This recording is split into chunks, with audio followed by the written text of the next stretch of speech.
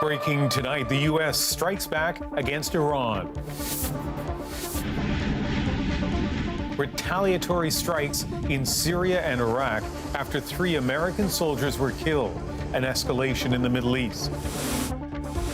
The NHL commissioner breaks his silence after players are charged with sexual assault. We don't deal in speculation. We try to deal in facts. Why they won't be suspended and will be paid. A microchip implanted in your brain. Could it be the future? We're already a cyborg to some degree. We break down the promise and peril of Elon Musk's controversial new venture, Neuralink. From CBC News, this is The National with Ian Hennemanzing. And we begin with that breaking news in the Middle East. The Pentagon confirming tonight a massive airstrike campaign on targets in Syria and Iraq. The U.S. had been warning for days that a response was coming to the deaths of 3 U.S. soldiers in Jordan last Sunday. The targets, according to the Pentagon, all linked to Iran's Islamic Revolutionary Guard Corps and affiliated militias, the same organization the U.S. blames for the deadly drone attack on the American soldiers. And Chris Brown joins us from Jerusalem. Chris, what do we know so far about these strikes? Well, Ian, the Pentagon says there were 85 different targets at 7 different facilities in Syria and Iraq, all of them linked to Iran's Republican Guard forces and the various proxy militias that it lends support to around the region. Some of the U.S. bombers involved in these strikes flew a very long way, all the way from the U.S., in fact, and the targets they hit included command and control operations, intelligence gathering, and weapons facilities. In a statement, U.S. President Joe Biden said, "Our response began today. It will continue at times and places of our choosing. Let all those who might seek to do us harm know this: if you harm an American, we will respond." This, of course, comes in response to a drone attack on U.S. forces at a base last week in Jordan, right near the Syrian border, that killed 3 U.S. service personnel and injured dozens more. The U.S. accused Iran of being behind it, and Biden has been under enormous domestic pressure to retaliate. U.S. officials have made it clear that tonight's strikes are just the beginning. Ian. But those U.S. officials also have been clear on another point. They don't want to be involved in a full-scale war in the Middle East. Presumably, strikes like this do carry risks. Indeed, and what's notable is where the U.S. did not attack. Its military did not hit Iran directly. There have been many reports about Iran moving its air defenses to high alert in the countries. President Raisi indicated that Iran would respond strongly to anyone who tried to bully it, in his words. But the key thing tonight is these attacks appear to have been calibrated to try to keep escalation to a minimum. The U.S. sending a strong message to try to restore some deterrence in the Middle East. Ian. Chris Brown in Jerusalem. For the first time since 5 current and former NHL players were charged in an alleged group sexual assault, the NHL commissioner is answering questions about his league's handling of the incident. Gary Bettman says the NHL's own investigation was done months ago. But as Karen Pauls reports, it's all secret. The NHL All-Star Weekend is all about showcasing the best of the best. But this year, there's a dark cloud hanging over the fun. Abhorrent, reprehensible, horrific, and unacceptable. Commissioner Gary Bettman answered questions about how the league has handled the case involving players from Canada's 2018 World Junior Hockey Team, now charged with sexual assault. The most responsible and prudent thing for us to do is await the conclusion of the judicial proceedings.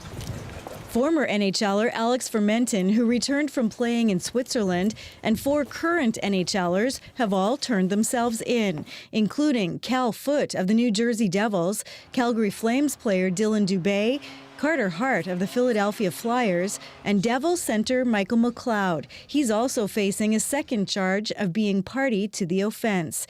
All 4 current NHLers are on leave with pay and won't be suspended. They're all free agents. They won't be under contract after this season anyway. In court documents, a young woman alleged she met some of the hockey players at a London, Ontario bar during a 2018 Hockey Canada event. She went to one player's hotel room to have sex, but she alleged the player allowed 7 others to join them without her knowledge or consent. She described a series of degrading sexual acts while she was intoxicated. Police initially closed their case in 2019, but reopened it after an eventual settlement between the woman and Hockey Canada went public. The NHL launched its own investigation. Bettman now says it's been done for months. The league interviewed every player of that 2018 World Junior team, but not the young woman. She was absolutely within her rights not to talk to us, and we respect that. The results of that investigation are still secret. Bettman defended the decision not to share them publicly or with the players' teams. We don't deal in speculation. We try to deal in facts. And before we ruin a player's career, we want to have some degree of certainty. This sports lawyer says there's not much the NHL can do. The last thing you want to do if you're a team is terminate or fire a player, because if you do that based upon mere allegations, what's going to happen is the players union, the NHLPA, will file a grievance against the NHL. These players are innocent until proven guilty. And Karen, what are we expecting next week? Well, on Monday, all the players are scheduled to make their very first court appearances, and London police will give us an update on this case. All of the lawyers for the players maintain their innocence and say they'll defend them in court. As for their hockey futures, today Gary Bettman said he doesn't expect them to be playing while this is proceeding. And as for that NHL investigation, we don't know if it will ever be made public. Ian? Karen Pauls in Winnipeg tonight. Gary Bettman likely preferred talking about a major announcement today from the league. The NHL is heading back to the Olympics for the first time in a decade. Players would constantly say to us, we want to play in the Olympics, we want to be in the Olympics, we want to be part of the Olympics, and today's announcement makes that a reality. The league will send its top players to the games in 2026 and 2030. The NHL backed out in 2018 over financial issues, then again in 2022 over COVID concerns. The next Winter Games are slated to be hosted in Milan and Cortina, Italy. The Prime Minister is slamming Alberta Premier Danielle Smith's policies affecting transgender youth. Danielle Smith has now moved forward with the most anti-LGBT policies of anywhere in the country.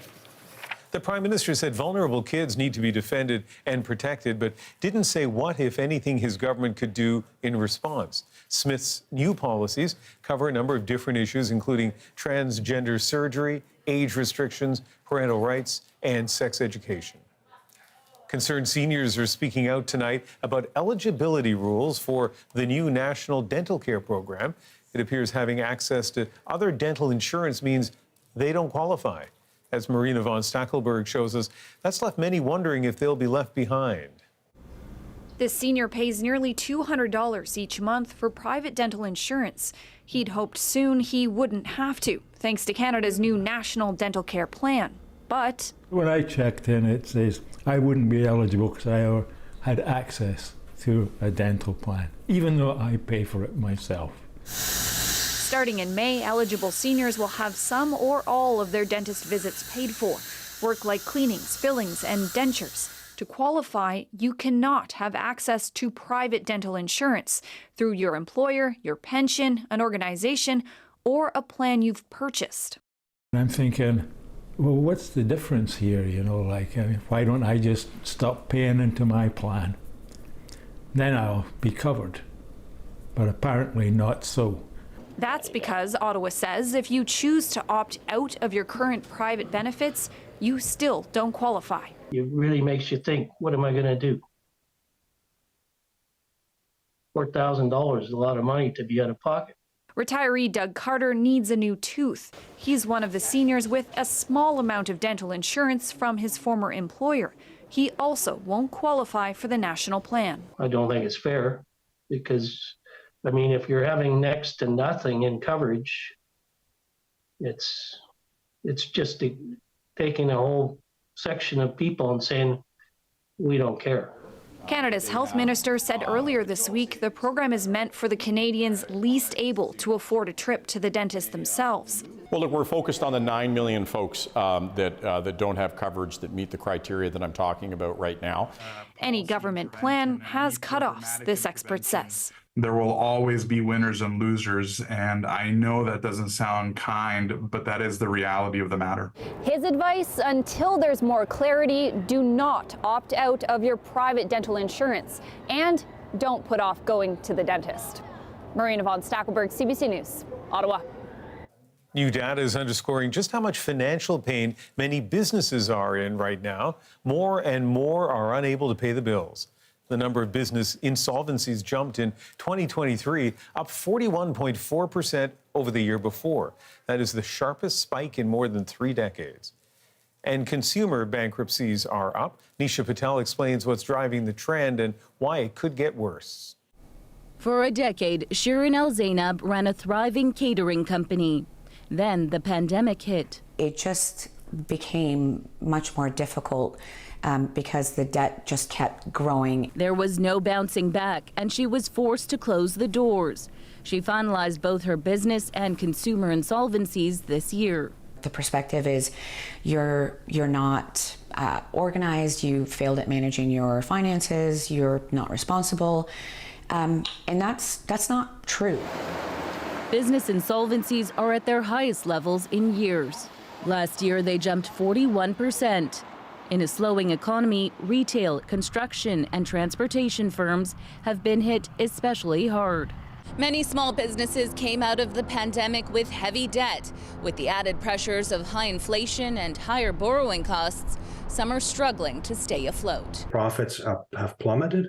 And at the same time, we've seen, I think, these stresses of perhaps the CBC loan repayments due, other stresses coming into play. The federal government ended pandemic supports last month. This economist warns if the bankruptcy trend continues, the months ahead could be painful. We may start to see more job losses, and things may start to unravel more quickly than expected. Consumer bankruptcies are also piling up amid the crushing cost of living. Insolvencies rose 23% last year. The cost of payday loans, high interest unsecured loans, credit card loan interest, it's just tremendously high. With many on the financial brink, experts urge consumers to tackle money problems head on. The sooner you call somebody for any sort of advice, the better off you are. Al-Zainab says while the process was tough, I would do it again in a heartbeat just to kind of start fresh and rebuild. I built it once, I'll build it again. Now she has a clean slate. Nisha Patel, CBC News, Toronto. Dozens of young Nunavut athletes are at risk of missing the Arctic Winter Games this year because they're struggling to get a passport. The Games are being held in Alaska next month. As Nick Murray explains, multiple problems are making that critical document hard to get. This is what it's all about for Nunavut's athletes. A chance to win gold at the Arctic Winter Games. But this year, some might not even get that chance. We've had to get pretty creative. At least 50 athletes still don't have their passports to go to the games, which are in Alaska, including 6 players of the under-15 hockey team. Language barriers, slow mail delivery, and missing documents are all being blamed. We had a couple kids in the communities that didn't have birth certificates, which is a requirement to have your passport. So I individually contacted my family member to go to the home of the athletes and go over all the necessary documents. Nunavut athletes who earned their spot. Nunavut MP Lori Edelhout raised the issue in the House of Commons. She says part of the problem is Nunavut only has 3 Service Canada centres. None process passport applications. Families are now forced to pay thousands of dollars to fly down south to get their passports expedited or not compete at all. She says this issue is an example of the problems with Service Canada in Nunavut, including having no forms available in Inuktitut. The correspondence are sent in English and French only, so there are many Inuit that don't read either of those languages. Edelhout says her office helped more than 20 athletes through the process by having their applications sent to her office here in Iqaluit and then hand-delivering them to Service Canada locations in Ottawa and Gatineau. But in November, Edelhout says she got a letter from Service Canada red-flagging her office and banning her staff from presenting any more applications in person. And while the Arctic Winter Games are still 5 weeks away, mail in and out of Nunavut is notoriously slow. Even Express Post can take more than a week to reach its southern destination. Tack on the 20-day processing time for passports, and team officials are scrambling to get as many done as they can. Nick Murray, CBC News, Iqaluit. Hollywood actor Carl Weathers has died at the age of 76. The whole world's gonna see the real Apollo Creed. Lightning fast and hard to catch. No playing, no jiving, just business. All right. His first big role was in the Rocky films as the title character's nemesis and later ally, Apollo Creed.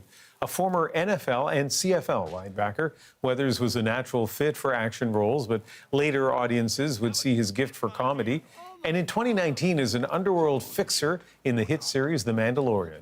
In a statement, his family says he died peacefully in his sleep. The U.S. has announced sanctions against some Israeli settlers in the face of escalating violence in the occupied West Bank. He got shot. They don't know why he got shot. What came in their mind? Chris Brown visits a grieving family who say their son was the victim of an unprovoked attack. Next. Plus, Joe Biden will likely face Donald Trump again in the race for the White House. Can he win this time? I really don't like our current options, and I think we need change. The doubts and challenges he's facing. And later, she hit the Canadian category jackpot. I have some alarming news. Canadians invade our living rooms. An Ontario woman's Jeopardy winning streak. We're back in 2.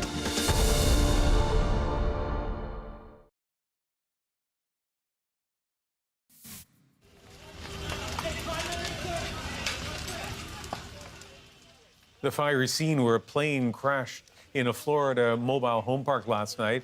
3 people are dead after the small aircraft destroyed one home and damaged several others. The pilot, who was flying alone, and 2 people on the ground were killed. Officials say the pilot reported engine failure before disappearing from radar.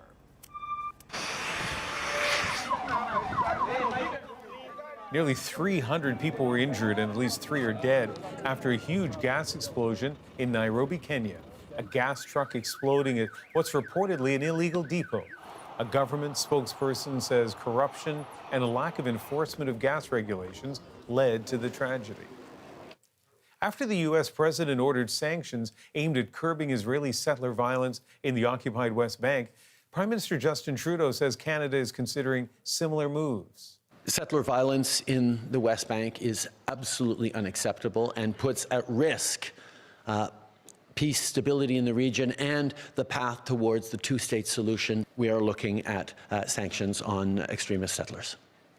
After the Hamas-led attacks of October 7th, Palestinian deaths have surged in the West Bank in violence sometimes perpetrated by Israeli settlers. Joe Biden ordered sanctions on 4 Israeli men yesterday. The violence is the worst the West Bank has seen in decades. Chris Brown takes us there and speaks to a family trying to process their grief. That's his brother's graduation. Mona Abdel-Jabbar wanted her son Tawfiq and his 4 younger siblings to discover their Palestinian heritage. So in May, the American family put their lives on hold in Louisiana and moved to their ancestral home in a village in the occupied West Bank. He loved it here. But Tawfiq's life came to a violent, tragic end 2 weeks ago when the 17-year-old was shot while driving his truck on his way to a picnic. He was killed in a hail of bullets unleashed by 3 Israeli men. He got shot. They don't know why he got shot. What came in their mind? In a statement, police confirm there's an ongoing investigation into a firearm incident involving an Israeli off-duty police officer, a soldier, and a civilian. Police allege the gunfire was in response to someone throwing rocks at a highway. Tawfiq's family rejects that. She's still in shock. She still can't believe and comprehend what happened. Mona's sister-in-law, Nida, who's also from Louisiana, drove us to an area overlooking the hillside where Tawfiq died. She blames her nephew's death on Israeli settlers who want the land for themselves and her own government. If it wasn't the support of the U.S. to Israel, this would stop a long time ago. They just shoot out of everywhere just to kick us out of here. Since October the 7th, 372 Palestinians have been killed in the West Bank, including 94 children. in what the rights group B'Tselem characterizes as an eruption of violence. The number of cases we saw after October 7th, it's inescapable to reach the conclusion that there was also an element of revenge in the conduct of Israeli security forces and in the conduct of settlers. So you basically have at least 9 bullet holes in the truck. B'Tselem is conducting its own investigation into Tawfiq's death. Sarit Makeli says arrests almost never happen. The investigative process is a sham that's aimed at projecting an image of law enforcement while actually providing impunity. The Abd al-Jabbar family say they fear no one will be held accountable for Tawfiq's death, but they won't leave this place. That, they say, is what his killers want. Chris Brown, CBC News in the occupied West Bank. A new exhibit in Ontario will highlight the life of a man believed to be one of the last in Canada born into slavery. It's not part of our historical narrative of Canada that Black people were enslaved. Why historians say his story is so important. Plus, an electoral rematch in the works in the U.S. But can Joe Biden pull off another victory? I don't understand how Democrats are circling the wagons behind an unelectable ticket. Why Democrats are sticking with the unpopular president. And it sounds like science fiction, a microchip implanted in the brain. But Elon Musk says reality is near. Is the science behind Neuralink sound? The National breaks down the story shaping our world. Next.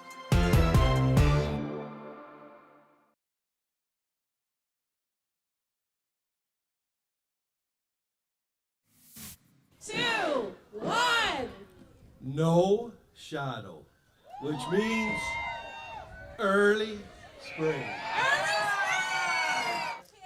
Sure, that's Wired and Willie in Ontario, reaching the same verdict as his famous furry friends. Fred Lamarmont in Quebec also didn't see his shadow, nor did Shubenacadie Sam in Nova Scotia.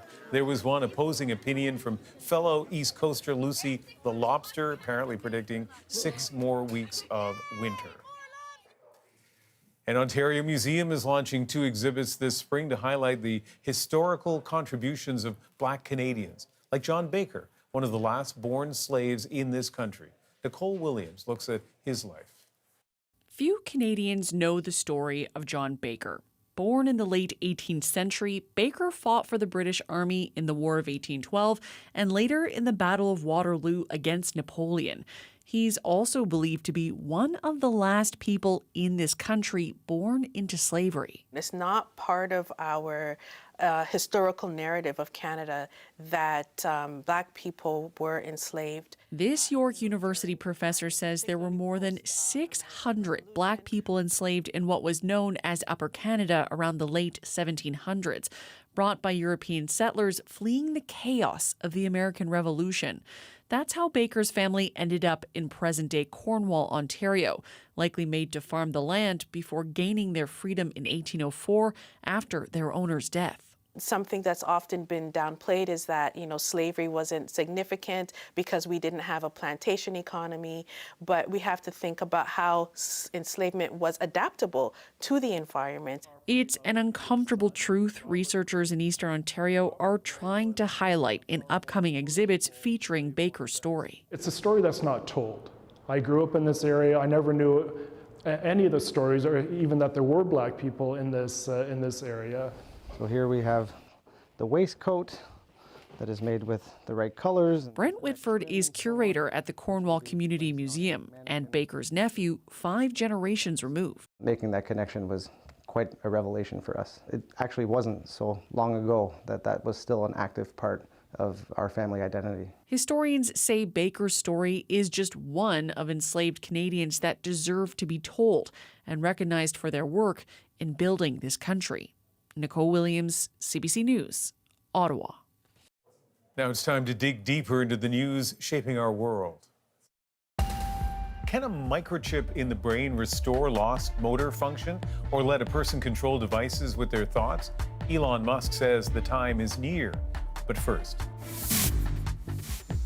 despite concerns about Joe Biden's age and low popularity numbers, his presidential rematch against Donald Trump looks unavoidable. I really don't like our current options. Will Democrats regret not coming up with a plan B? This is The Breakdown. Washington correspondent Alex Panetta breaks down the evidence in support of standing pat, even in the face of big worries.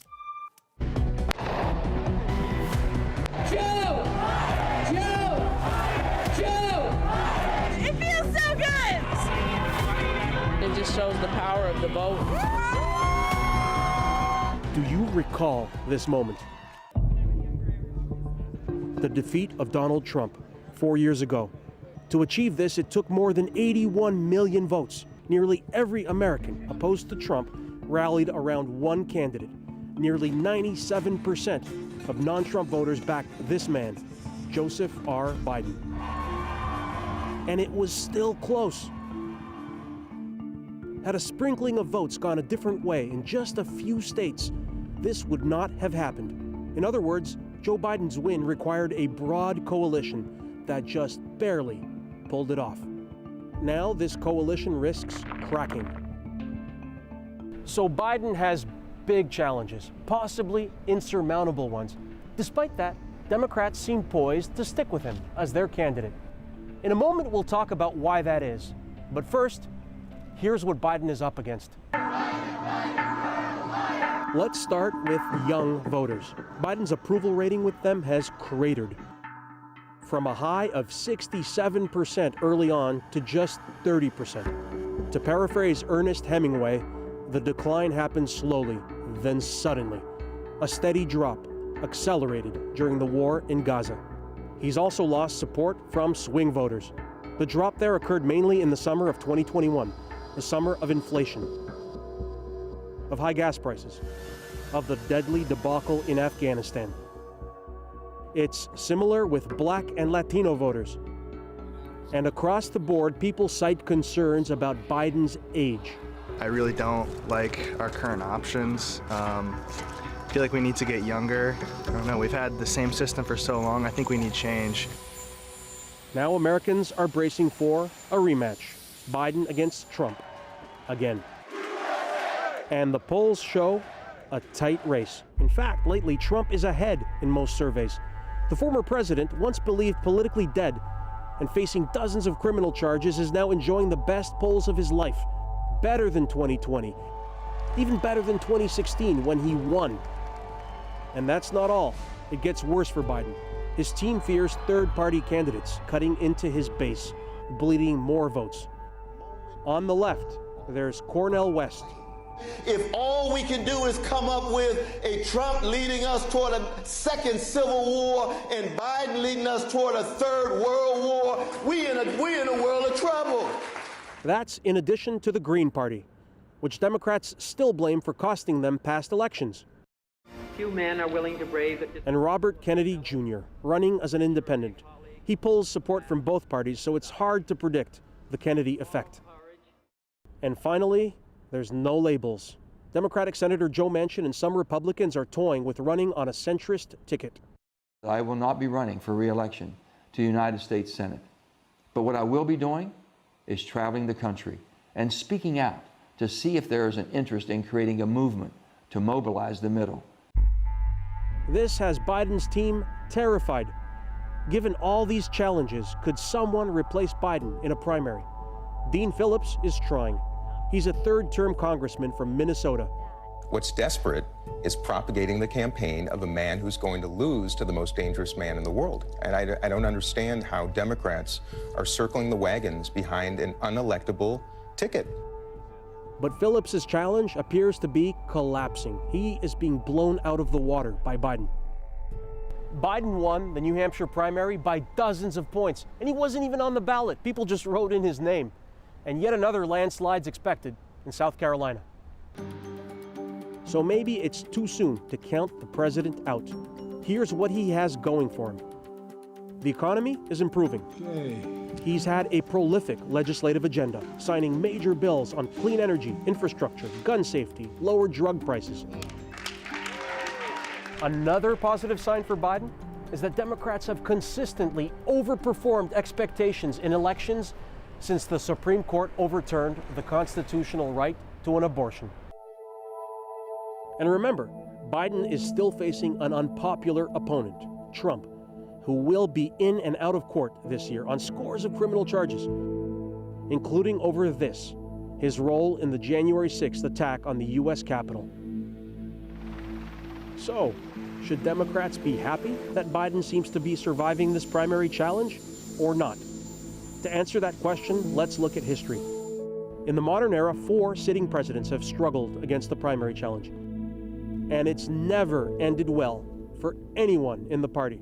Lyndon Johnson faced a liberal challenge in 1968, Gerald Ford a conservative challenge from Ronald Reagan in 1976, as did George Bush Sr. in 1992, and Jimmy Carter was famously primaried in 1980 by Ted Kennedy. The work goes on, the cause endures, the hope still lives, and the dream shall never die. And here's what happened next. Every time the incumbent party lost the general election, every time the primary challenge failed and only hurt the incumbent, the president wound up quitting or limping on, damaged, defeated in the general election. So barring a surprise, there's only one man standing between Donald Trump and that White House. Like it or not, and some Democrats may not, his name is Joe Biden. So, Alex, given all that, what's Biden's biggest challenge right now? Well, aside from the concerns about his age, there's a pretty basic problem. And the problem is that the biggest issues in American politics right now are rough for Democrats. The Middle East war and migration at the border. These issues divide Democrats. Democrats don't agree on what to do in the Middle East or on what to do at the southern border. Meanwhile, these issues energize Republicans. It unifies that party. They're in lockstep on the border and on supporting Israel. So Biden is clearly trying to shift Americans' focus to areas where he wins, to the improving economy, to bread and butter issues, healthcare, abortion, where his party is united and has majority support from the American public. And when it comes to the Middle East specifically, that is a tough one for Biden. Yes, Ian. I mean, he's been trying to pause the Middle East fighting, pushing for a ceasefire for hostages deal. He's also trying to address concerns on the left by sanctioning some Israelis for settler violence. His administration is reportedly even considering some form of preliminary recognition of a Palestinian state. But all this is easier said than done. Just look at what happened tonight. U.S. strikes on Iran-backed militias that targeted U.S. troops. It's a reminder that this Middle East catastrophe isn't disappearing from the political radar in the foreseeable or imminent future. Alex Panetta in Washington, thanks. Thank you. Coming up, that stunning announcement from Elon Musk about the first human patient to receive an implanted microchip in their brain. If you can solve the data rate, then you can improve the symbiosis that is already occurring between man and machine. Our panel breaks down this brave new world, what it hopes to achieve, and the serious concerns surrounding it. Next.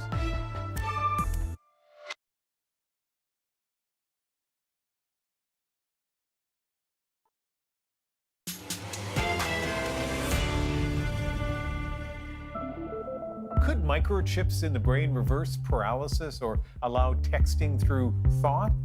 It may sound like science fiction, but according to Elon Musk, it could be getting closer. We're already a cyborg to some degree. His brain chip company Neuralink just announced its first ever human test subject. The announcement made online by company owner Elon Musk himself, sending shockwaves around the world, raising concerns about safety, ethics, methodology, and the technology itself. And here to break it down, Dr. John Krakauer, a neurologist from the Center for Brain Repair at Johns Hopkins. He joins us from Lisbon, Portugal, and Professor Judy Illes, a professor of neurology at UBC and the director of Neuroethics Canada. She is in Vancouver. I want to start with Elon Musk's announcement. It was a post, not surprisingly, on X, the former Twitter, which he owns. He said, the first human received an implant from Neuralink yesterday and is recovering well. Initial results show promising neuron spike detection. Professor Illes, what did you make of that announcement? Yeah, I really appreciate that question, Ian. You know, there are a number of ethical issues around that announcement. I think the most important one is the lack of transparency around any details of the procedure. who the patient was, what condition the person has. And that's very concerning. And there's really no amount of wealth or ambition that should exempt a company or an individual from being transparent scientifically and really reveal the methods that are important for the community of scientists and others around them to be able to evaluate the procedure and the purported success. Dr. Krakauer, as a neurologist, you know the importance of the scientific method of having the data out there for people to assess. When you saw that post, what was your reaction? Well, I think it was just too little information to really have a reaction other than get the impression that the engineering has advanced. Brain-machine interface is a mixture of medicine, science, ethics, and engineering. Here, it feels to me that the engineering is being emphasized at the expense of everything else. This technology generally, so not specific to Elon Musk, but as a neurologist, I assume that this area of technology holds great promise. To the degree that there is a history of using devices for physiological purposes to help patients, yes. In other words, there are patients, ALS, locked in, cervical spinal cord injury, that could greatly benefit from this kind of approach. And there is evidence going back 20 years that they can benefit. This is just more advanced engineering along that line of investigation. One of the things about Elon Musk is he sure knows how to promote things. And I want to play a clip from him about where he says he sees this technology going. We're already a cyborg to some degree, right? Because you've got your phone, you've got your laptop. It's just that the data rate to the electronics is slow. If you can solve the data rate, then you can improve the symbiosis that is already occurring between man and machine. Professor Illes, it sounds like big concepts there. Was that a meaningful statement as you heard it? Oh, I think speed of data processing is very important for all the advancing technologies that involve the brain, whether we're connecting onto the scalp in a non-invasive way or into the brain for more invasive purposes. The better resolution and the better speed we have, indeed, the better benefits will be to the people receiving these interventions. But we also always have to remember that all neurologic patients are not the same. So as Dr. Krakauer will know better than me, a person with spinal cord injury has a very different life trajectory than a person with ALS. And these conditions need to be addressed neurotechnologically in very specific and specialized ways. Dr. Krakauer, why don't you jump in? Yeah, I mean, again, I think the engineering in service to the treatment of specific patients like the ones I mentioned, it's very exciting and creditable.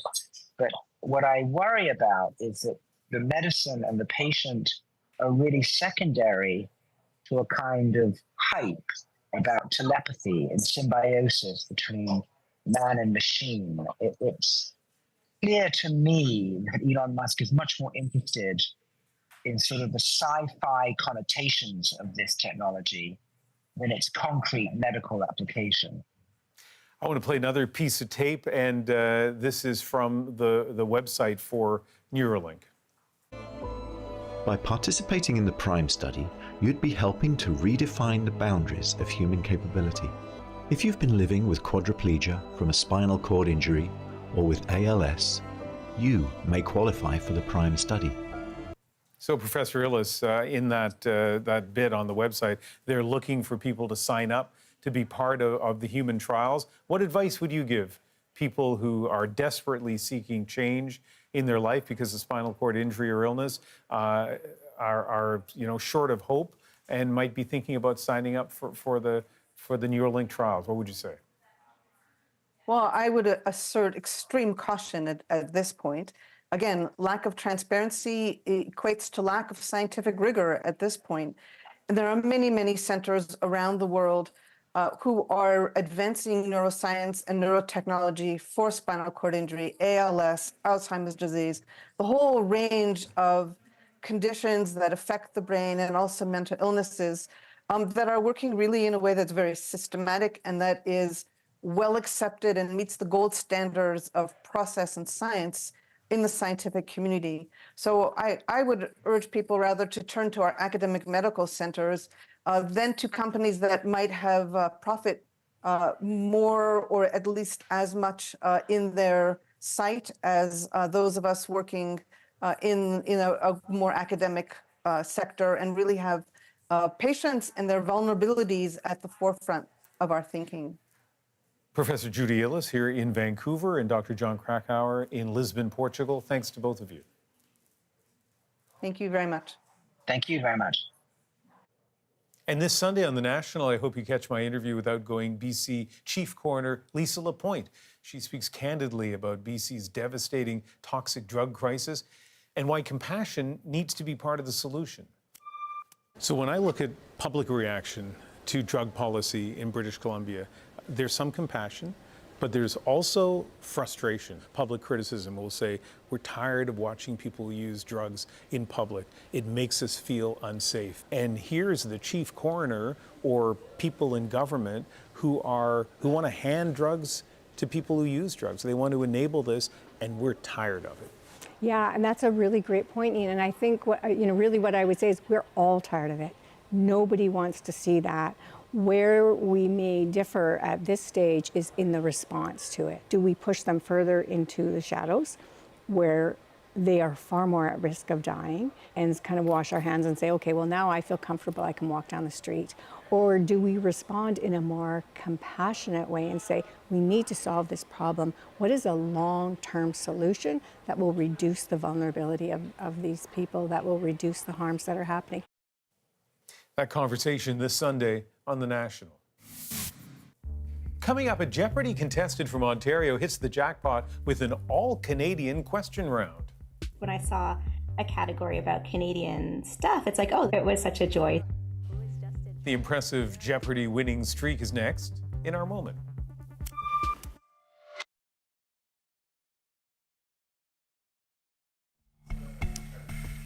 Well, that's an expression most of us can relate to, panic, when you can't find the correct response. Now, imagine that response is worth thousands of dollars. Joveria Zahir was falling behind early in her Jeopardy tournament, but then things took an unexpected turn. A series of non-stop victories, including an all-Canadian question round. Her winning streak is our moment. As I promised just moments ago, double Jeopardy now. Here are your categories, finalists. I've always loved trivia, and I don't always remember where I put my keys or when the bills are due, but I always remember kind of weird facts. Canadians invade our living rooms for 1600. When I saw a category about Canadian stuff, it's like, oh, it was such a joy to see my country up there. I was so scared. I lost my first game. Uh-oh, Javeria in trouble back home. I thought that was the end of my journey, and then to win that and go back to Champions Wild Card, it's been so cool. Who is Fillion? Nathan Fillion, yeah. Canadians for 12. Javeria. Who is Nev Campbell? Right again. Canadians for 8. One of the tricks of Jeopardy is staying as calm as you can and trying to not panic. When you see a question, you know it immediately. You sort of take a picture of the clue in your brain and the answer comes. Other times you have to sort of find it somewhere in the back of your brain. The nice thing about Jeopardy is that anyone can try. Take chances, be brave, and see what happens. He succeeded Stephen Harper up north in 2015. Javeria. Who is Justin Trudeau? Yes. Redemption. Okay, so I have a friend who's convinced that Jeopardy is rigged. And Jeopardy says, no, it's all random, the way the questions come up, who gets them. I think what happened there with the all-Canadian round with a Canadian contestant either is the worst rigging case in the world or just a pretty strong example that it is the luck of the draw. And so far, she's been both lucky and smart as the winning continues. That is The National for February 2nd. Join me Sunday for Cross Country Checkup on CBC Radio and CBC News Network, and later that night right here for The National. I hope you have a great Saturday.